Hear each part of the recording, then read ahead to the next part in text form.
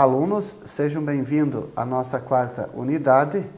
Sou o professor Almir e nós vamos trabalhar com dois focos importantes, que é a pedagogia marxista ou dialética marxista, como também a pedagogia de Paulo Freire. Nós temos hoje a presença do nosso doutorando em educação, professor Saulo. Obrigado. Que vai expor para nós esse conjunto de reflexões entre a dialética marxista como também a pedagogia de Paulo Freire. Professor Saulo, qual a relação ou o que é a dialética marxista e depois quais as implicações essa dialética tem com relação à pedagogia de Paulo Freire? Diferente das concepções idealistas, o materialismo histórico parte do princípio de que a realidade social, o modo como os homens organizam sua vida social, é o que determina a sua consciência. A dialética materialista considera no movimento histórico entre a tese e a antítese como pressuposto de formação de sínteses a dinâmica desse movimento, da realidade. Portanto, é a atividade do homem sobre a realidade por meio da transformação da natureza em objetos sociais que satisfaçam suas necessidades, que vai construir a própria consciência do homem e a própria cultura humana. Esse processo de transformação da natureza é o que vamos chamar de trabalho. Ao agir pelo trabalho, os homens se defrontam com a realidade propriamente dita, com a realidade dada, isso seria a tese, a confirmação da tese. Para transformar essa realidade, ele precisa negar essa realidade. Ou seja, professor, a realidade pelo qual se apresenta, ela não é uma realidade crítica, objetiva, ela não é uma realidade que precisa ser estática, mas sim que precisa ser compreendida de uma forma dinâmica, Dinâmica em movimento. E esse processo de antítese, de negação da realidade, que ele formula pelo seu pensamento, é o que vai gerar essa dinâmica. O resultado dessa ação do homem sobre a realidade vai se resultar numa síntese, a produção do novo na realidade. Por exemplo, para fazer uma mesa, o homem toma madeira como uma realidade dada.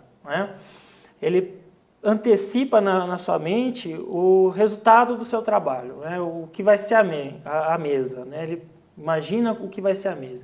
Para conseguir atingir esse fim de construção da mesa, ele precisa negar a natureza, o estado natural da madeira. Então ele vai serrar, ele vai aplanar, ele vai usar os processos de trabalho para poder transformar aquela madeira numa mesa.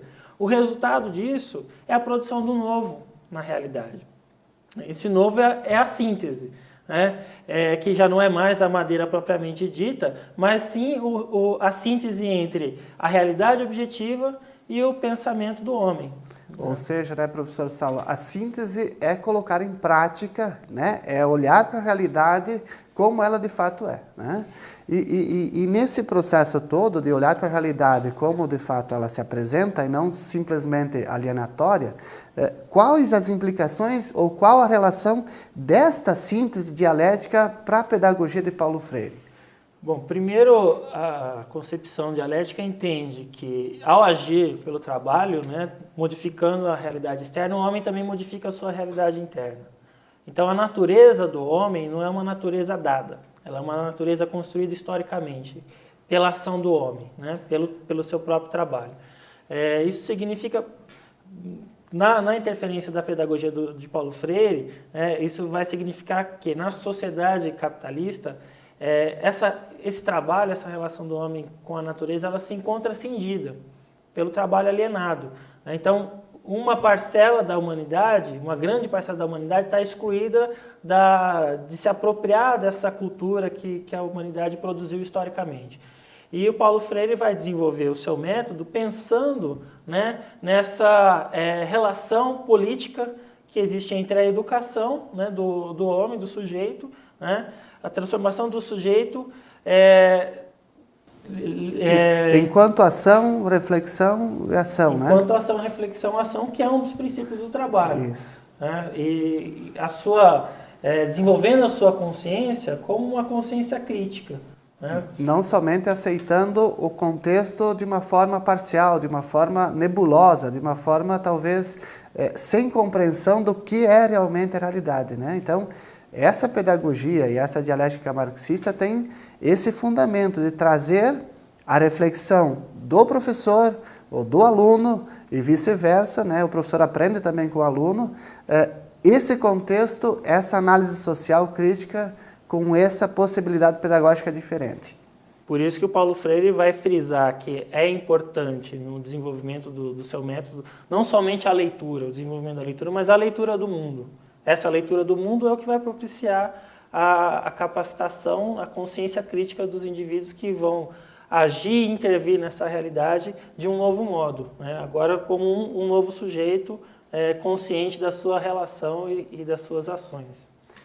Quero agradecer ao professor doutorando em Educação Saulo Carvalho pela presença, e não só pela presença, mas como também pelos conhecimentos aqui apresentados, e um abraço a vocês, alunos. Obrigado.